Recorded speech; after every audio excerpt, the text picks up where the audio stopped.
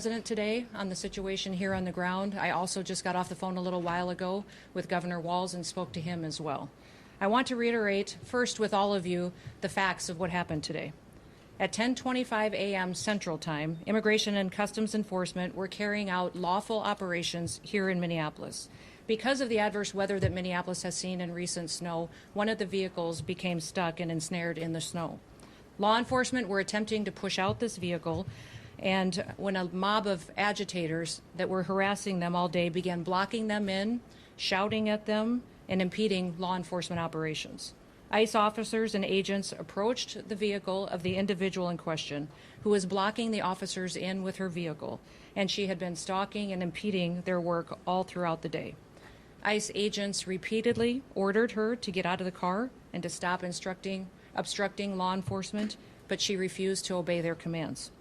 She then proceeded to weaponize her vehicle, and she attempted to run a law enforcement officer over. This appears as an attempt to kill or to cause bodily harm to agents, an act of domestic terrorism. The ICE officer, fearing for his life and the other officers around him and the safety of the public, fired defensive shots. He used his training to save his own life and that of his colleagues. He was treated at a local hospital, has been released, and is now with family. I encourage the American people at this point in time to pray for him, but also to pray for the deceased's family and her loved ones. Today alone in this country, there have been 4 different domestic terrorist attacks on federal officers by the ramming of vehicles. 3 of them happened here in Minneapolis. We've seen over 100 of these vehicle rammings happen in just recent weeks, and this must stop. ICE alone is facing a 1,300% increase in assaults against them and an 8,000% increase in death threats against all of them. In fact, the very same officer who was attacked today had previously been dragged by an anti-ICE rioter who had rammed him with a car and drug him back in June. He sustained injuries at that time as well. And let me remind you why we're all here in this city today and why we've been here. In communities across this country and here in Minneapolis, we're just enforcing the laws that we have in this country. For years under President Biden, tens of millions of dangerous criminal illegal aliens, terrorists, and suspected terrorists were allowed to invade our country over our southern border. They were allowed to steal, to defraud, and to perpetuate violence against American citizens. Regardless of who your mayor or who your governor is, President Trump promised every single American that he would make America safe again. He promised every single American that he would work to protect them from dangerous criminals. Since Governor Walz has been in charge of Minnesota, we have seen homicides go up by over 50%.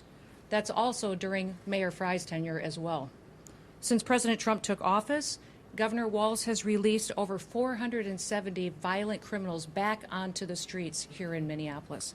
He has another 680 of them still within his jurisdiction that he could give to us today to face the consequences for their crimes.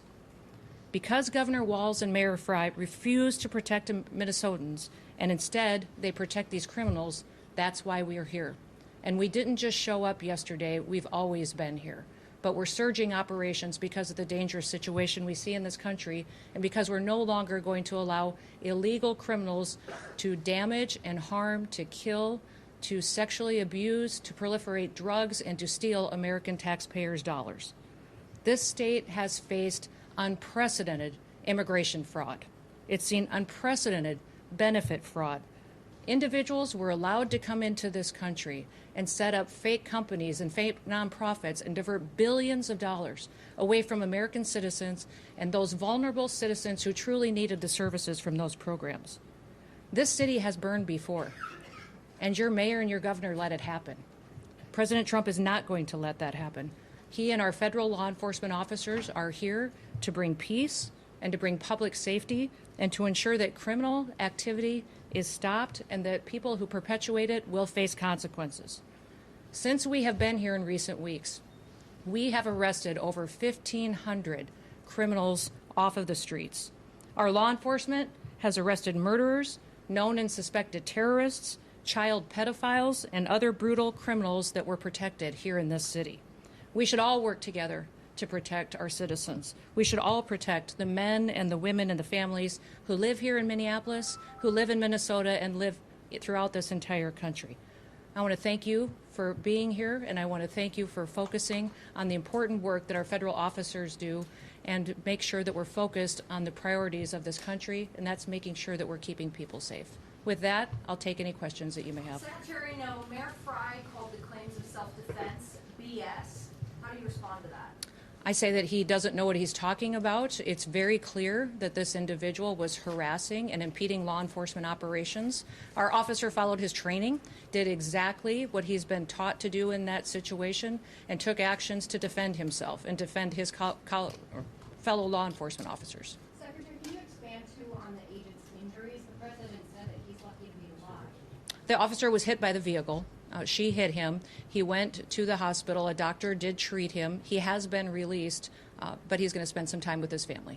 Can you clarify whether he was hit before or after the gunshots were fired? I can't, but the FBI will continue the investigation and release more facts when it's appropriate. Secretary Noem, has the agent been relieved of his duty, or can you give us any other insight? No, we're following the standard protocol procedures we do in situations like this. When there's an officer-involved shooting, we make sure that we get the facts and that we are getting the statements from everybody involved and make sure that investigators are handling the decisions. Secretary Noem, have ICE operations paused because of what happened today? No, we're still out on the streets doing our work to get dangerous criminals off of the streets of Minneapolis. Can you give us any insight into your conversation with the governor? You know, Tim and I have known each other for years. We served in Congress together. We both ran for governor the same year and have served as governor at the same times. So we were colleagues, and we discussed what happened here today. We have two very different viewpoints of it. I talked specifically about the fact that we have laws. They need to be enforced. He knows that I believe sanctuary policies have protected criminals and placed a priority of them over the citizens that live here, and he knows we'll continue to do our work, and I encouraged him to work with us. We've never had a cooperative arrangement with law enforcement here. Whenever we've done investigations, whenever we've done police work, when we've been doing what we can to bring people to justice for the crimes that they commit, we haven't had the cooperation of the state of Minnesota or the city police here under the mayor's direction. If you talk to any of these federal law enforcement officers, they'll say that when they call for backup in a situation, that it's hit and miss. They were grateful today that the police chief and local law enforcement showed up at the scene and helped secure it to make sure that nobody was harmed and that the FBI could do their work. But I would encourage them to work with us, that we could form a partnership that would make sure that individuals have the opportunity to have a safe Minneapolis. Secretary Noem, will body camera Over here. footage be Do you released? stand behind the use of force, and will any of those use of force guidelines be altered or changed in the future? You know, it's clearly established law that a vehicle driven by a person and used to harm someone is a deadly weapon. Deadly force is perfectly lawful when a threat is faced by a weapon. So I do believe that this officer used his training in this situation, and we'll let the FBI continue the investigation to get it resolved. So just to be clear, did the shooting happen before or after the vehicle hit the officer? I know you keep asking that, but that doesn't mean that the FBI is going to give you an answer today. There will be an investigation. We want to make sure that it's factual. What I would ask is that as we go forward from here today, that we all remember that our job is to have peaceful discussions. I'd encourage our local law enforcement and state law enforcement to work with us. We are going to continue to operate here in Minneapolis and in the state of Minnesota to make sure we're going after dangerous criminals. One of the key focuses that we've had here is a focus on individuals who are sexual predators and are involved in child exploitation. When I was just here yesterday, we arrested individuals who were charged with criminal assault and sexual assault and people that exploited children. Why would you want to keep them on your streets?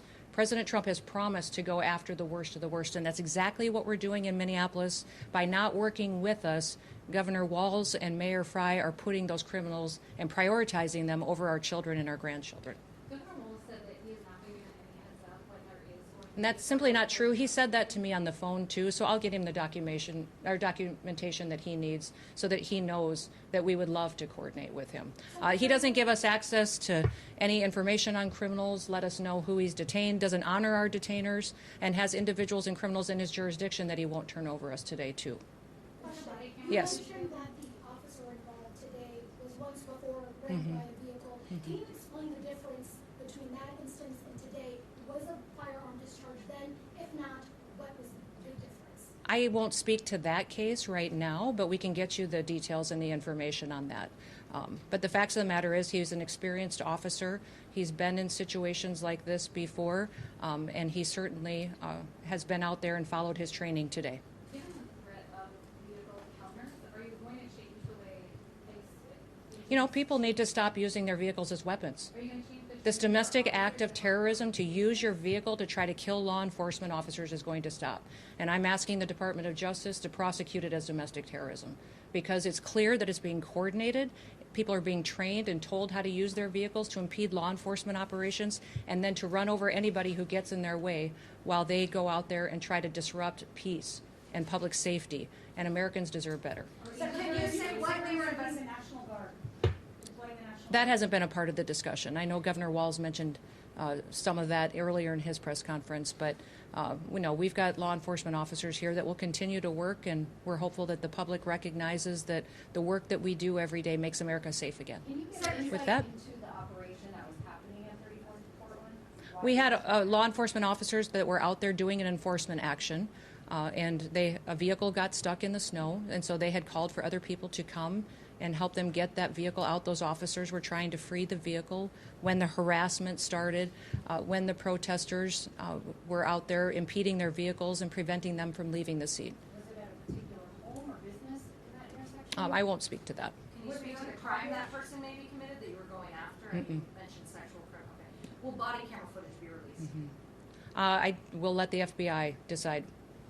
Were they on target today when they were in that neighborhood? They were returning back to headquarters, I believe, to start a new operation, had just completed one.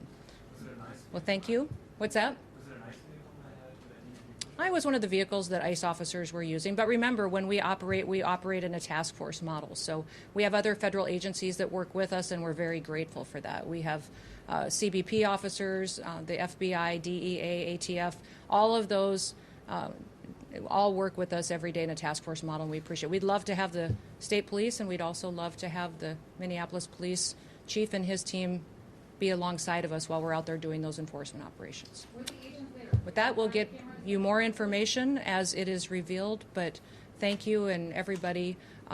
Let's work together to make sure that we can continue to help the city be safer, get more criminals off the streets, and ensure that our public has the opportunity to pursue the American dream in a city they can be proud of. Thank you.